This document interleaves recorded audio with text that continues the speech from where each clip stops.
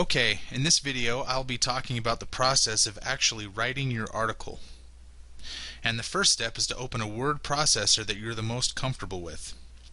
Whether it's Microsoft Word, or the Google Docs, or Mac's iWorks Pages, it doesn't really matter.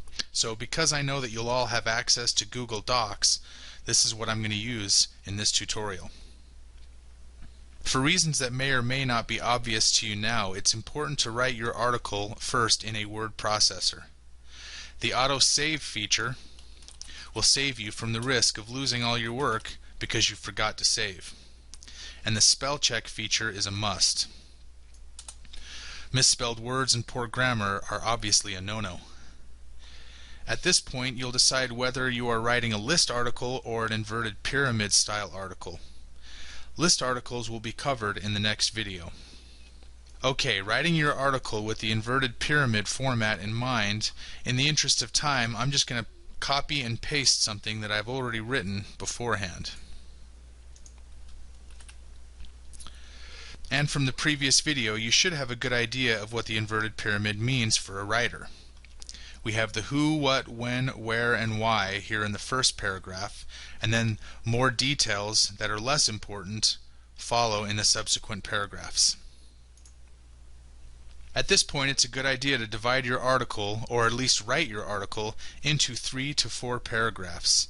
Obviously, each subsequently having more details of the first paragraph conforming to the inverted pyramid style. So I'm going to break up my article into these 3 paragraphs. And as mentioned before, be sure that your article has at least 350 words and no more than about 450 words. So for instance, in Microsoft Word, as you may or may not know, your word count can be found down here on the page, at the bottom of the page. And in Google Docs, you can go to Tools, Word Count,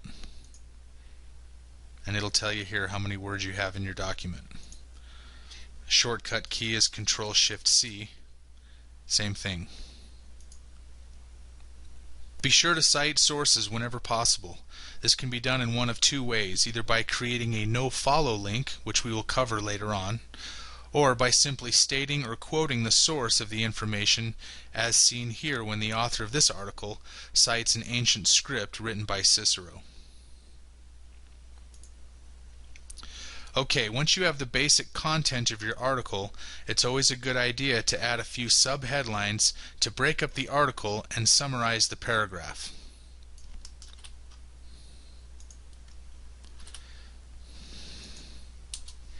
Okay, I'll do it again for the third paragraph as well.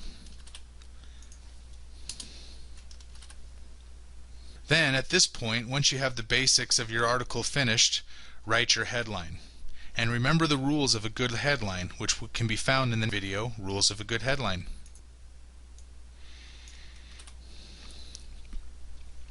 Okay, and at this point I'm going to do a spell check to make sure that I didn't misspell any words. Also found in Tools, Spelling. It's a good thing I did it. I misspelled the word origins. So I'm going to click Change, and that's it. Okay, now that you're finished with the content of your article, the next step is important. You'll want to copy, paste the whole article into a simple text editor like Notepad. We do this to get rid of any formatting that's inherent in a complex word processor. Don't forget to save this raw article. Typically I save it as the name of the headline.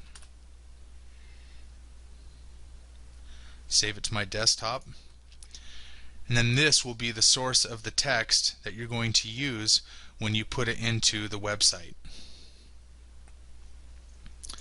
Okay, this concludes this video. The video to watch next in this video series is writing your article as a list article. Thank you for watching.